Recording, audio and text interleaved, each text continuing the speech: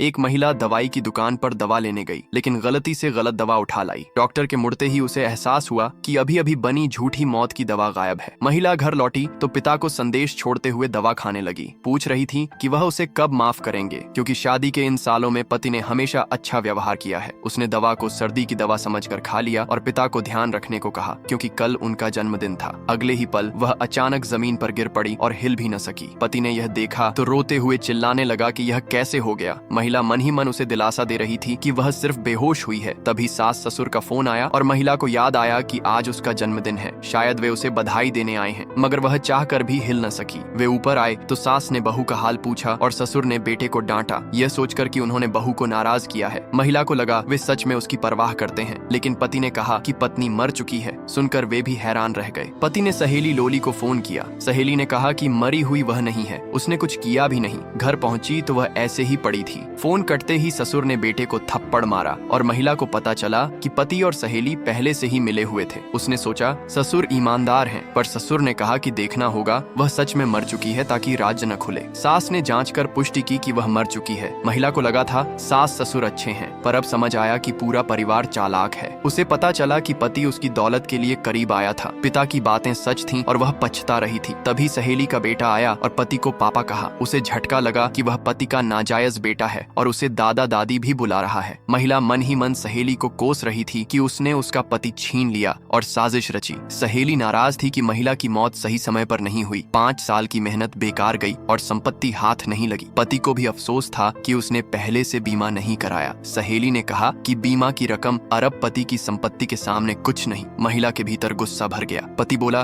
कि हमने 5 साल की योजना बनाई, मैं 5 साल उसका पति बना रहा, अब पैसा उसके पिता से मिलेगा। उधर पिता बेटी का संदेश सुन रहे थे। उसकी बातों से खुश थे, पर आवाज रुक गई और फोन गिरने की आवाज आई तो उन्होंने अंदाजा लगाया कि बेटी गिर गई है। तुरंत गाड़ी तैयार करने का आदेश देकर निकल पड़े। इस बीच बाकी लोग महिला की मौत की खबर फैला चुके थे और रिश्तेदार आने वाले थे। सहेली और पति के बीच पैसों को लेकर बहस जारी थी। पिता के पहुंचने पर सबने झूठी सहानुभूति जताई कि यह हादसा था और वे उसे अपनी बेटी मानते थे। सहेली ने भी कहा कि वह उसकी सबसे अच्छी दोस्त थी और आज उसके जन्मदिन पर सरप्राइज देने आई थी। लेकिन महिला दवा के असर से लकवाग्रस्त होकर भी सब सुन रही थी और भीतर ही भीतर आग बबूला हो रही थी। पति, सहेली और ससुराल की असलियत सामने आ चुकी थी, पर शरीर हिलाने की ताकत नहीं थी। अब उसके मन में बस यही सवाल था कि क्या वह बचकर पिता को सच